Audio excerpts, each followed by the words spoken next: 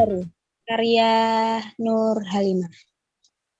Bayangan dedaunan diterpa angin, menerobos kaca di ujung jendela kayu. Mataku belum sepenuhnya lelap, apalagi saat memikirkan hari ini, dengan tahun Hijriah baru. Angin-angin baru, suara-suara baru, napas-napas baru, sekejap saja telah terganti. Kini hari baru, pribadi baru, tak lekas berhenti, pantang mundur sebelum dihentikan oleh waktu. Langit menggelap tanpa kembang api, apalagi bakar jagung. Hanya suara sirena lamat-lamat menyanyi suara jangkrik. Lampu-lampu rumah menggelap. Petanda pemiliknya terlihat. Bagaimana cerita hari tahun baru? Diam dalam gelap. Selesai. Wow. Yang terakhir tuh bikin merinding ya. Oke. Nah, ini kita langsung bahas aja ya. Coba teman-teman bisa dibedah karya puisinya Mbak Nur Halimah. Mbak Fiona. Ya, Ya. halo. Coba. Ya, halo. Halo. Gimana Mbak Fiona puisinya Mbak Nur Halimah ini? To be honest, aku nggak terlalu tahu mengenai puisi. Mungkin Kak Dina bisa lebih, atau Mbak Upi bisa lebih bagus dalam ngasih masukan. Tapi overall aku suka sih, kayak apa ya, jadi kita itu kita bisa melihat tahun baru tuh nggak, biasanya kan kita gegap gempita, seneng gitu kan, terus ini kayak mencerminkan banget kalau tahun barunya seduh amat ya gitu, yang lagi apa, mencerminkan banget kalau lagi pandemi gitu, kalau nggak dunia tidak sedang baik-baik saja gitu ya. Aku suka cara Mbak Nur Halimah meng-catch itu, menangkap momennya itu gitu. Itu sih pertama. Kalau boleh ada masukan dikit, mungkin lebih ini apa? Biasanya tuh entah puisi, entah cerpen atau apapun itu tuh terkonsepkan kayak apa sih yang pengen, kegelisahan apa sih yang ingin disampaikan gitu, maksudnya itu aja yang dijadikan bintang utama. Kalau di puisi ini menurutku kegelisahan karena tahun barunya sepi nih, diam dalam gelap gitu kan. Mungkin itu yang harusnya dari awal dieksplor. Misalnya jadi bintangnya gitu. Gitu sih. Ada problemnya gitu ya? Jadi gelisahnya itu dapat gitu. Okay. Gelisah apa sih? Iya. Jadi emang puisi itu apa ya, sebuah karya yang bebas aja gitu, orang bisa nulis. Biasanya kalau jatuh cinta tuh jadi romantis. Iya.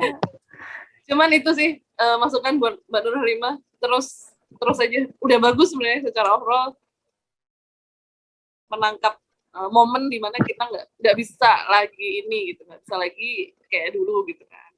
Cuman itunya aja, yang kegelisahannya aja yang dijadikan bintang utama. Kalau bisa dari awal udah disinggung-singgung, mungkin soal pandemi, soal gelap, soal oke nih kita nggak baik-baik aja nih gitu. Itu sih. Thank you Mbak Nur Halimah, keren banget. Keren Mbak Nur Halimah. Ditunggu di pekan karya ini ya, yang hari ini jangan lupa mengirimkan. Jadi promosi. Sekalian ya. Sekalian mengingatkan. Iya. Oke. Thank you Mbak Nur. Thank you Mbak. Terima kasih Mbak Fiona. Ya. Ini sangat insightful. Terus lihat sih di sini kata-katanya sih itu sih Mbak.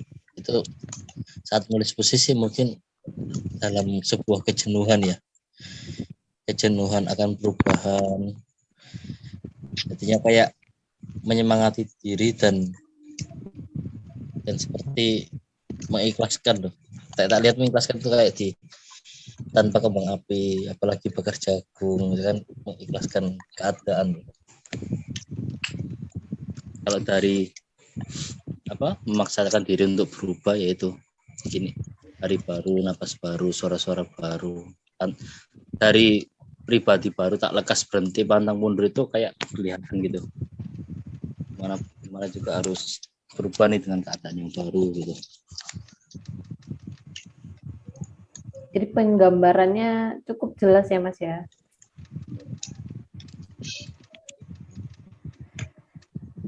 Ada lagi Mas? Udah sekian. Nanti Mas Saif gak kebagian kalau saya semua. Iya itu yang disimpan terakhir Mas biar banyak.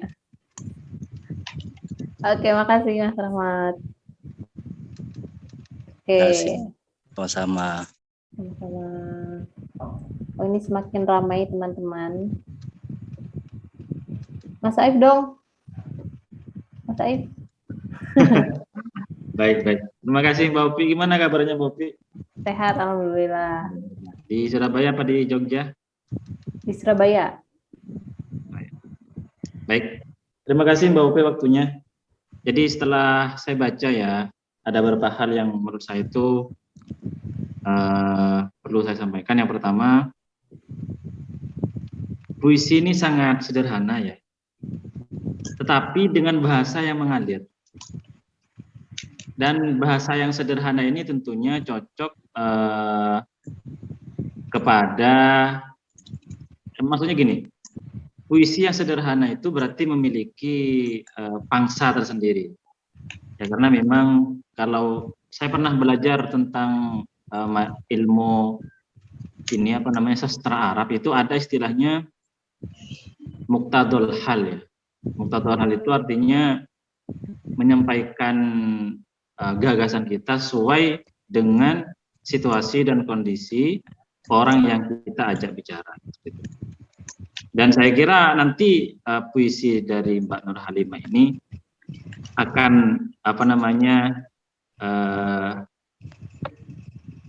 akan diambil atau dibaca dan dipahami oleh orang-orang yang memang jodohnya, karena memang setiap tulisan itu memiliki jodoh masing-masing kan seperti itu.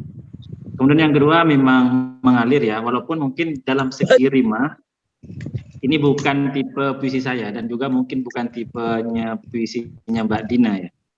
Mbak Dina itu sangat menjaga sekali di rima akhir. Tapi secara keseluruhan menurut saya ini sudah sudah nyestra banget dan perlu dikembangkan. Kalau dari sisi isi ya, dari sisi isi ini menurut saya ini sangat menggelitik dan menurut saya itu sering dirasakan oleh banyak orang. Pertama, ketika kita berada di tahun baru ya, malam tahun baru itu, maka satu hal yang akan kita rasa, kayaknya baru kemarin kita melaksanakan tahun baru, sekarang kok tahun baru lagi. Sehingga kemudian di sini ada pesan ya, tetap semangat, terus jangan mundur, harus berhasil dan lain sebagainya. Itu kayak bilang ke diri sendiri, ayo kan seperti itu. Itu saya kira, dan terima kasih Mbak Upi waktunya. Terima kasih. Wassalamualaikum warahmatullahi wabarakatuh. Belum Mas, aku mau nanya. Tadi katanya perlu dikembangkan tuh. Apanya yang perlu dikembangkan? Kalau dari saya ya, karena memang untuk teori, kalau untuk teori sebenarnya puisi itu saya kurang. Cuma mungkin dari pengalaman aja ya. Dari segi rima ya, di akhir itu mungkin dicocokkan. Tetapi karena memang sekarang itu puisinya modern ya, jadi nggak berpatokan ke itu. Terserah sih menurut ikut madhab yang mana, ikut madhab yang berrima atau yang bebas. Kenapa? Karena di bahasa Arab saja sekarang sudah nggak pakai itu rima itu. Kalau dulu pakai. Kemudian yang kedua, nggak ada, cuma itu aja kalau yang ingin saya sampaikan, yang perlu diperbaiki. Ini ya rima ya tadi. Mungkin ini juga Mbak, istilahnya apa ya? Istilahnya mungkin majas mungkin ya, yang ada kata bersayap itu. Kemudian apa istilahnya? Tasbih itu kalau dalam bahasa Arab, apa istilahnya gini loh. mengungkapkan apa yang kita ungkapkan dengan bahasa yang lain. Apa itu istilahnya? Kamu cantik, tapi nggak saya ucapkan dengan kata cantik. Oh ya, pakai perumpamaan gitu kali ya. Perumpamaan. Kiasan. Kiasan. Kiasan tadi Ya. sih. Personifikasi, metafora. Nah, Ya, itu majas-majas. yang jago kaidahnya itu keluar suaranya tadi. Baik Mbak Upi, terima kasih. Oke. Nah, Mbak Nur Halimah mungkin mau menanggapi dari masukannya Mas Haif tentang yang rima tadi. Iya, Hmm. terima kasih sebelumnya untuk teman-teman yang sudah mengomentari, sudah mengapresiasi. Tadi ada Mbak Fiona, Mbak Vita Sari, Mas Rahman, dan yang terakhir ada Mas Syaif. Ya. Kalau tadi Halimah mendengar ada tambahan dari Mas Syaif soal rima gitu ya.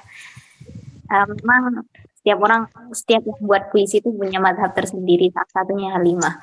Kalau Halimah ini ketika membuat puisi itu tidak selalu konsisten menggunakan akhiran ya, menggunakan akhiran yang sama. Kadang kayak gini, kadang ya berima juga gitu. Tapi ada satu kegelisahan yang Halimah alami saat menulis puisi dan dikritik orang lain ketika membicarakan soal rima gitu. Halimah kadang bingung gitu. Pas Halimah nulis sesuai rima gitu, terus Halimah coba minta saran kayak gitu, katanya mereka gini, nggak usah pakai rima gitu. Ada yang bilang kayak gitu. Terus ada yang satunya sebenarnya pakai rima gitu. Akhirnya jadi bingung. Akhirnya Halimah memutuskan, ya udahlah, sakarepku gitu akhirnya. itu Halimah. Tapi nanti boleh dibenarkan dan diluruskan gitu. Biar Halimah itu nggak sakarep dewe gitu ya.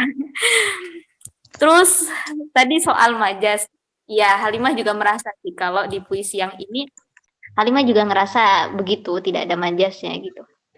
Dan ini kan puisi belum diendapkan, belum diotak-atik juga, benar-benar asli gitu. Habis ditulis, disimpan beberapa hari, lalu dikirim.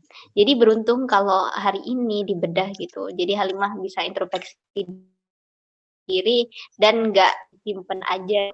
Rata-rata puisi yang Halimah tulis biasanya cuma disimpan, nggak diapa-apain. Kadang di grup WA khusus, kadang di buku dan seterusnya gitu. Di Instagram. Ya terima kasih Mas Syaif jadi alarm ini. Oke. Iya Mbak, selesai. Oke. Gitu aja. Terima kasih Mbak Nur Halimah. Nah ini kita kalau bahas puisi itu tidak lengkap kalau bahas bareng suhunya ya. Dina tolong bicara. Mbak Dina, gimana ini kalau menurut Mbak Dina puisinya Mbak Nur Halimah? Aku tuh pengen nggak bicara pengennya. Oh nggak boleh, saya yang ngatur acara ini. Oke, aduh. Bismillahirrahmanirrahim. Pertama catatannya judul. Judulnya Halimah. Kenapa memakai judul tahun baru? Itu menurutku judul yang sangat aku menilainya terserah nanti monggo ditanggapi sama Halimah. Tapi menurutku tahun baru ini judul yang terlalu terbuka untuk ukuran sebuah puisi. Terlalu tadeng-aling-aling. Alangkah baiknya jika mencari frasa lain atau diksi lain lah. Sebenarnya nggak masalah sih, nggak ada yang mempermasalahkan, nggak ada yang salah. Cuman akan lebih baik gitu kalau tidak memakai kata-kata tahun baru. Kemarin saya ikut salah satu kelas tentang puisi oleh Mbak Oki Madasari. Puisi itu cara kita menyampaikan sesuatu dengan bahasa yang tidak bisa langsung dimaknai oleh kalimat biasa. Jadi terlepas dari gayanya setiap penyair punya masing-masing gaya. Ada yang kontemporer, ada yang puisi lama, ada yang pakai rima, ada yang enggak. ada yang suka pakai majas, ada yang enggak. Tapi terlepas dari itu semua, tujuan utama dari membuat puisi adalah menyuarakan pendapat dengan tidak menggunakan bahasa yang apa adanya. Itu kunci sih menurutku. Dari sekian kelas puisi yang aku ikuti, sekian buku-buku yang aku baca, rata-rata kalau penyair terutama yang sudah punya nama gitu, coba teman-teman kalau baca, pasti butuh waktu untuk 1-2 kali berpikir. Nah, kalau puisi kita itu sekali baca langsung paham, maka itu perlu dipertanyakan, kepuisiannya perlu dipertanyakan. Karena sekarang ini kan sudah semakin ini ya, semakin marak orang gampang kayaknya bikin puisi. Makanya kemarin saya awal mengeluarkan ketentuan PK, harus dibedakan antara puisi dan prosa. Harus dibedakan antara puisi dan esai. Harus dibedakan antara puisi dan opini. Karena kalau mau nulis quote itu kan kata-kata yang langsung bisa dipahami, kalimat-kalimat motivasi, itu bukan puisi. Kalau menurut yang saya baca, menurut pengertian dari pakar-pakar yang saya terima begitu. Itu untuk secara keseluruhan. Kemudian tadi judul untuk bait pertama. Ini bait pertama langsung disajikan dalam 1, 2, 3, 4, 5, 6, 7, 8, 9, 10, 11, 12. Kenapa kamu yang enter, Upi? Enggak, ini tuh tadi aku naikin soalnya biar jadi satu halaman gitu. Nah, aslinya kayak gini jadi Din. aslinya gimana? Aslinya tuh kayak gini nih. Oh iya, aku juga buka file asli. Iya. Kalau yang bait pertama oke lah, masih aman ya, 4 baris.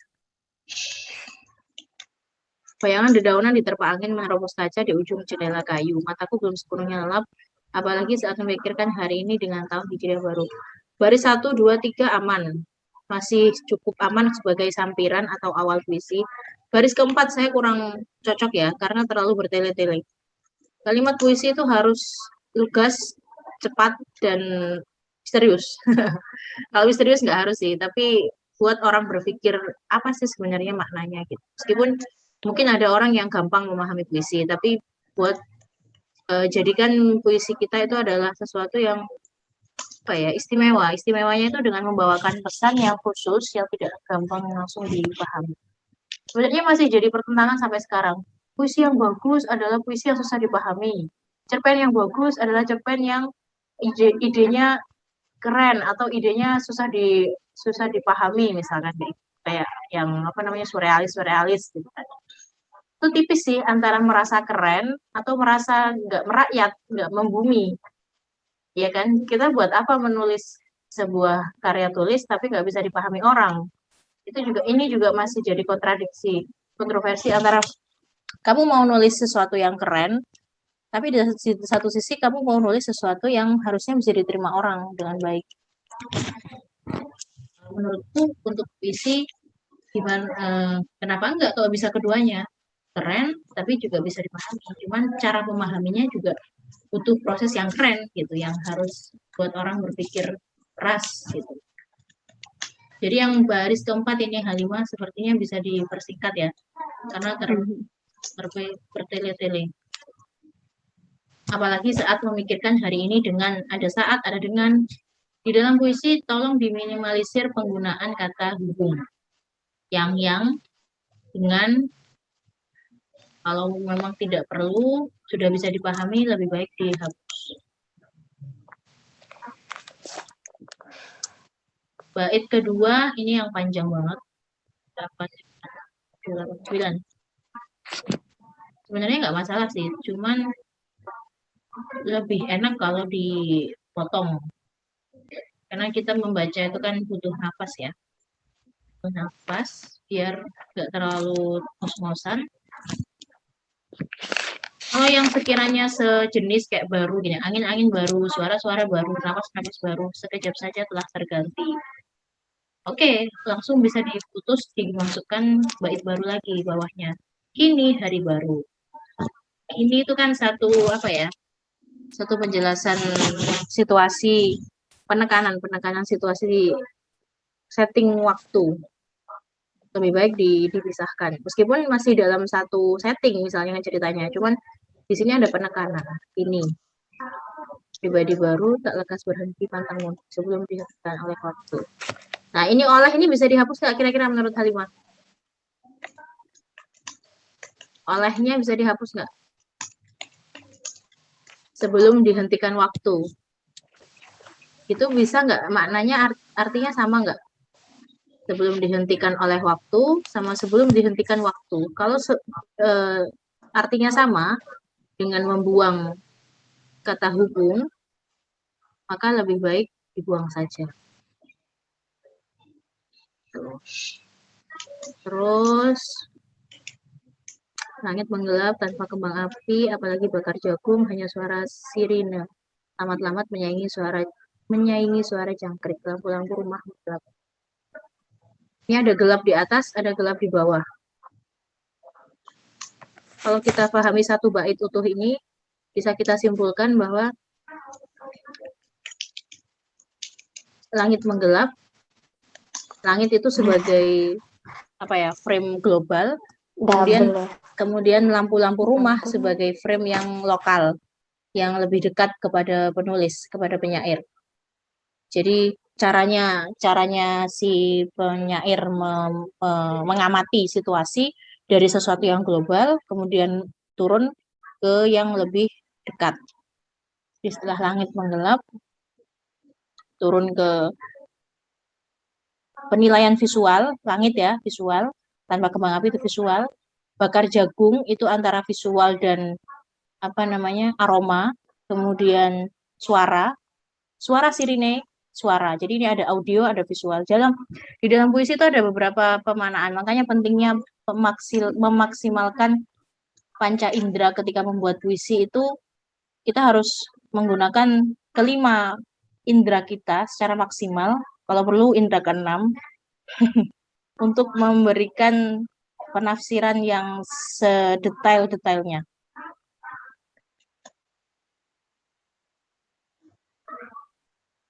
Tolong Mbak Upi di scroll ke bawah. Ini ada masukan dari Mbak Ratna. Pertanda pemiliknya terlelap. Bagaimana cerita hari tahun baru? Bawahnya. Diam dalam gelap. Oke, kayaknya itu dulu dari aku. Yang bait pertama tadi ada titik dan koma. Aku mau tanya itu sengaja atau enggak ya? Bait pertama baris 1, 2, 3 itu ada koma. Ada titik, ada koma. Oh ini ya. Itu dulu, Pi. Oke, kasih. Oke, terima kasih Mbak Ihdina. Nah ini Mbak Nur Halimah mungkin bisa dijawab dulu pertanyaannya Ihdina. Ini ada titik, di sini ada koma, di sini titik. Apakah itu memang disengaja atau gimana? Ya, terima kasih Mbak Dina, sangat luar biasa tadi komentarnya, masukannya, dan tadi ada pertanyaannya. Ya, memang itu Halimah sengaja, dan sebetulnya Halimah kurang paham juga kenapa ada titik-titik begitu. Sengaja aja paham gitu. Kenapa ditaruh? Biar jadi tahu. Pertanyaan gitu ya. Ya, sekaligus buat aliran baru.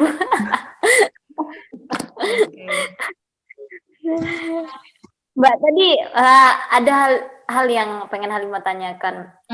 Sebetulnya Halimah juga ngerasa sih, Halimah punya kesulitan sebetulnya. Baik nulis apapun, baik itu nulis artikel, jurnal gitu ya, juga kayak gitu, juga ngalami kesulitan saat membuat judul gitu.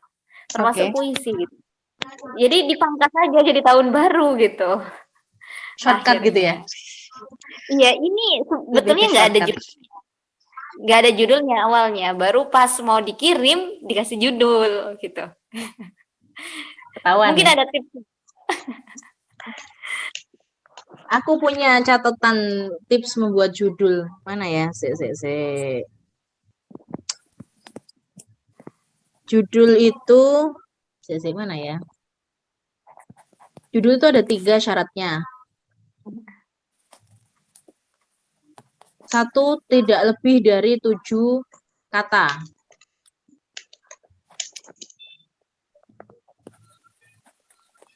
2, membuat orang penasaran, membuat pembaca penasaran. 3, menarik. Menarik itu bisa dalam 2 dua kacamata, negatif atau positif. Jadi misalkan isinya itu bahasa Indonesia, kita bisa bikin judul bahasa Inggris biar orang menarik, atau malah sebaliknya. Atau ada lagi kok, 4 satunya apa ya? Ntar deh kalau ingat. Kemudian nggak boleh lebih dari 7 kata. Ini biasanya terjadi di cerpen sih kalau panjang-panjang gitu ya. Tapi memang ada orang, ada penulis yang memang gayanya itu suka yang panjang. Bahkan sampai kayak apa namanya? Kalimat langsung gitu ya. Ada juga.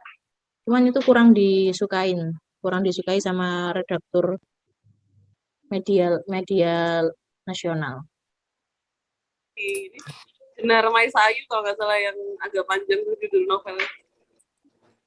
Lupa tapi Jenar apa. Jenar Iya, agak pendek panjang. sih kayaknya, naik gitu. Ada yang agak panjang, aku lupa apa itu. Kalau kita Sampai- lihat judul-judul yang novel ya, kalau novel sih, itu kan rata-rata kalau kayak buku punyanya Dewi Lestari itu kan pendek-pendek, cuma 2 kata, 3 kata gitu. Puisi pun sama kayak novel, sama kayak cerpen, nggak boleh lebih dari 7 kata.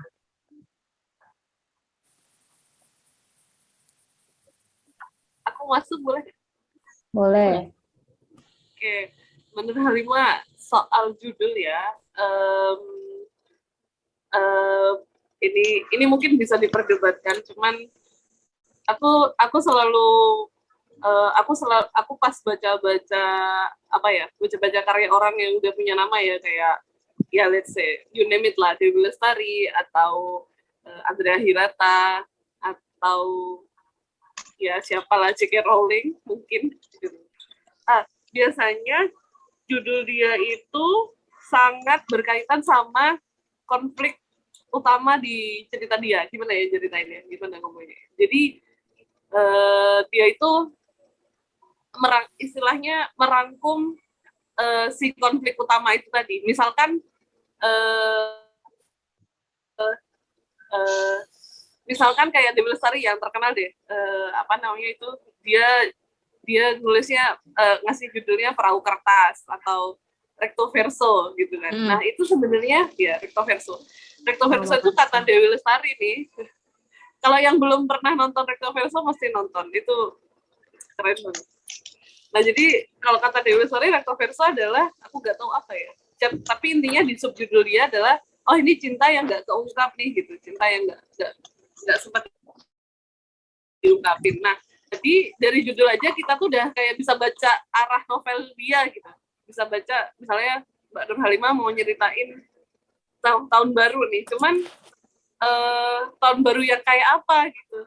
Jadi rada spesifik sih emang menurutku kalau judul ya, spesifik dan menggambarkan kegelisahan utama yang utama banget gitu, yang mau Mbak Nur Halimah jadiin bintang lah gitu, yang tadi aku sempat bilang di awal ya bikin nangis tuh Rekso. Iya, aku nangis kayaknya, yang malaikat tanpa sayap, yang malaikat apa itu gitu.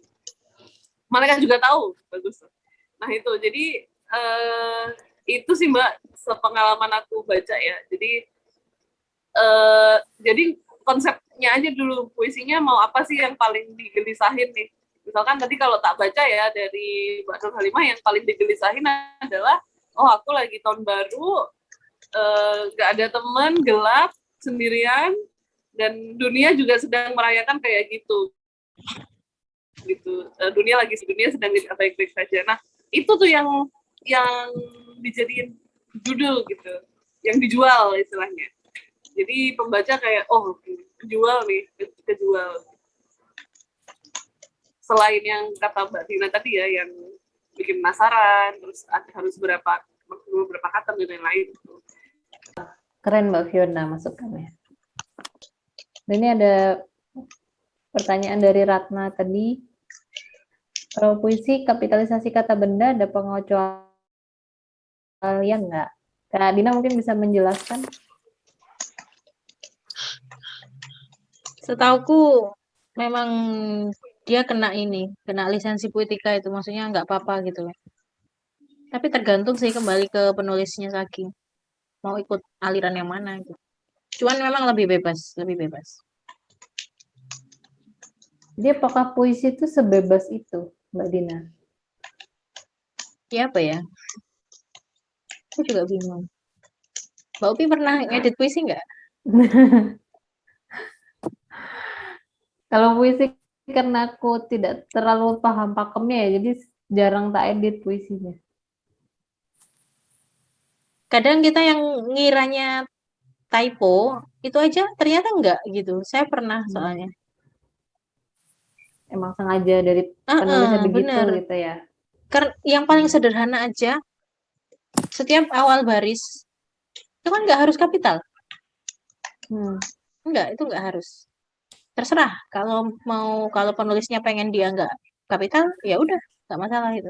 Ini aku lagi baca buku puisi, semuanya nggak ada yang kapital. Siapa itu? Bukunya Alvin Rizal dan Mutia Senja, sepasang suami istri, dengan seperangkat cinta dan rindu dibayar tunai. Asik. Oh, dengan seperangkat cinta dan rindu dibayar tunai. Ini Itu semuanya nggak ada yang kapital awal puisinya. Tapi judulnya kapital. Judulnya caps lock. Wih, Judulnya semua caps judulnya lock. caps lock. Mm-mm.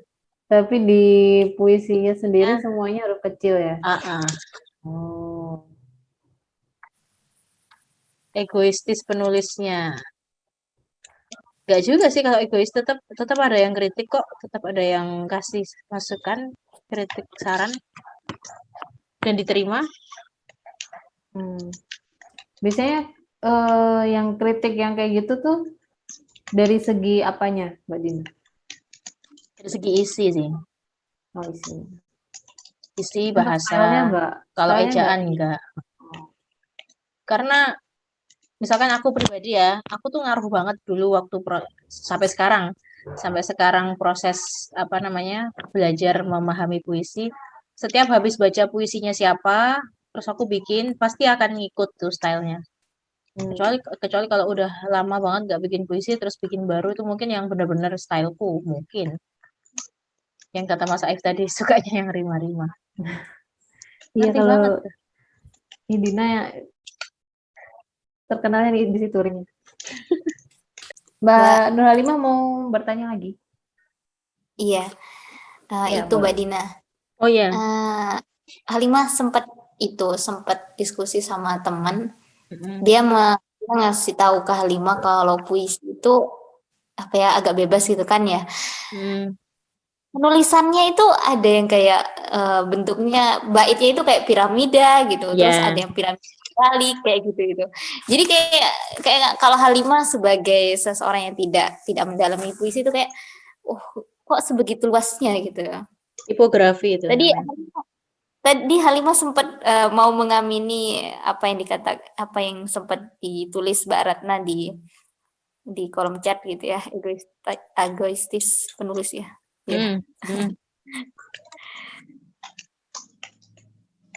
Itu gimana Mbak?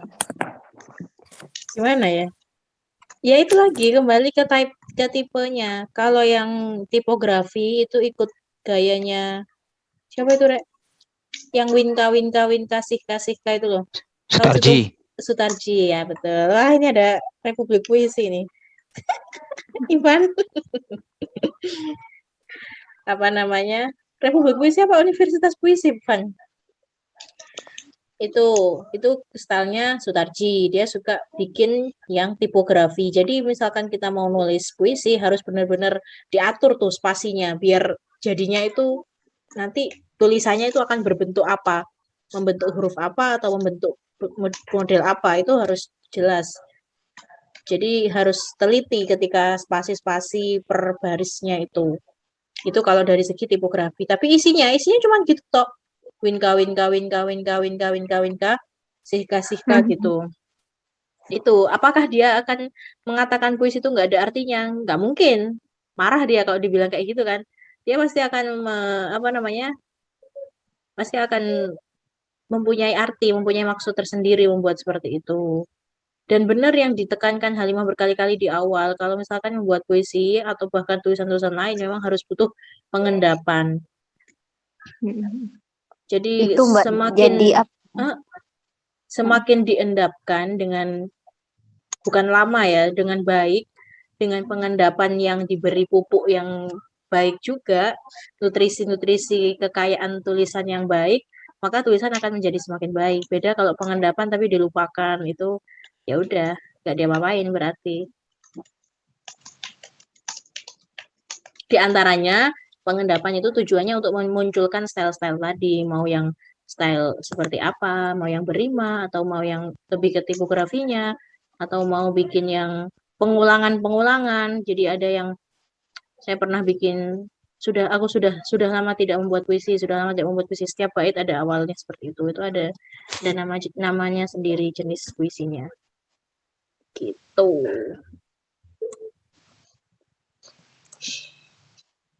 Jadi tidak salah jika puisi yang dibuat diendapkan, tidak dipublikasikan. Tidak salah, bebas. Bebas banget itu. Nanti jadi puisi kamar. Puisi kamar. Gimana itu, Kak? Puisi kamar, ada puisi panggung. Jadi ini kalau yang punya Halimah ini tipikal puisi kamar, puisi yang kurang cocok ketika deklamasikan. Dibacakan gitu ya. Dibacakan. Kalau puisi-puisinya Gusmus itu biasanya puisi panggung. Mbak, kalau buat judul, apakah boleh ngambil kata di dalam puisi atau di dalam tulisannya kayak gitu? Sangat dibolehkan. Misalnya kalau di Halimah ini gitu, sekarang kan judulnya ya kayak gitulah, melebar gitu kan. Misalnya dikasih contoh gitu. Contoh ya? Ya. Dari dalam. Diam dalam gelap itu malah lebih diam dalam gelap saya. Sejujurnya membuat judul itu adalah hal yang paling membuat stres. Aku ada ide sih. Silakan. Tidak baik-baik saja. Tidak baik-baik saja. Gimana Halimah? Boleh menurutku. Kenapa kok milih judul tidak baik-baik saja?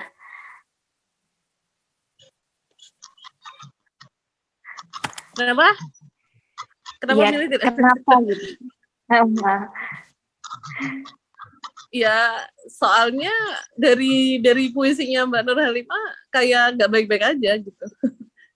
Ya ini apa namanya? Kegelisahan yang paling utama yang aku tangkap ya sebenarnya kita lagi nggak baik-baik aja gitu. Cuman itu yang mau ditonjolin, bukan yang terus ada hikmah kayak kita mesti kuat atau kayak nggak ada. Cuman ya pengen cerita aja, lagi nggak baik-baik aja gitu, lagi nggak seneng, nggak happy. Ya bebas sih, tapi itu interpretasi saya ya, yang tahu kan Mbak Halimah nih. Yang ya, setiap orang punya selera sendiri-sendiri. Daripada dikasih apalagi jagung bakar kan dikira dodolan kok. Yang banyak kita bersua. Gimana Mbak Nur Halimah? Sudah menemukan ide? Kalau Halimah sekarang tidak pengen ganti judulnya, tapi pengen mau Halimah endapkan dulu. Mungkin beberapa hari kemudian bisa dikasih judul lagi gitu. Karena Halimah pikir tadi perlu endapan gitu. Perlu endapan. Dikasih pupuk dulu. Tadi Halimah cuma minta ajarin buat judul.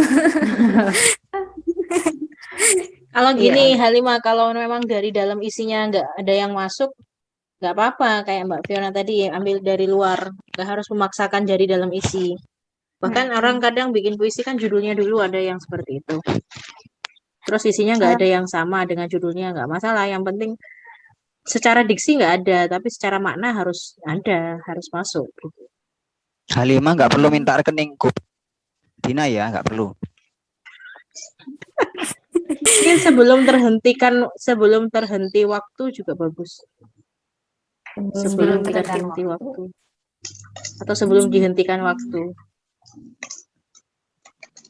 Dari sekian Mbak. baris isi puisinya yang aku suka itu sebelum dihentikan waktu. Masih belum terlambat ya. Sebelum terlambat. Aku suka yang Kalau gelap mimpi- dalam diam itu loh, suka banget. Yang terakhir ya, Mbak. Ingatnya gini, diam dalam gelap berarti ingat kayak orang meninggal di dalam kubur gitu ya, gelap dan diam gitu. Oh, takut kesannya suram gitu ya. Ingat mati lah. Tapi aku pribadi suka bagian terakhir sih. Kalau dari keseluruhan. Kayak nyes gitu. Itu Mbak tadi kan di bait keberapa ya? Ada menggelap 2 kali itu. Halimah sempat pernah dengar pengulangan kata dalam satu bait atau dalam satu kalimat ya gitu, itu kan nggak boleh gitu. Kalau di puisi apakah boleh? Ini kan ada Kalau- menggelap. Kalau di puisi bebas, boleh. Bahkan ada yang gayanya itu setiap bait diawali dengan kata atau kalimat yang sama. Aku ingin mencintaimu dengan sederhana. Itu kan diulang. Nggak masalah kalau makanya aku tadi bilang ini bagus yang langit menggelap ini karena interpretasinya aku ya menginterpretasikan penulis ini memaknai dari hal yang global kemudian mengerucut gitu. Mengerucut langit jadi dari langit yang menggelap jadi lampu-lampu rumah. Jadi kayak itu sebagai cerminan gitu loh. Mungkin bagi Halimah jadi yang nulis juga nggak ngeh waktu nulisnya. Sekarang baru diengahkan dengan teman-teman menginterpretasi. Luar biasa. Kayaknya perlu sering-sering belajar puisi ini sama Mbak Dina dan teman-teman deh. Seseru itu Mbak ternyata. Dina aja, tapi mah enggak. Begitu, terima kasih ya Mbak Nur Halimah dan teman-teman yang sudah membedah Wah. karya puisinya.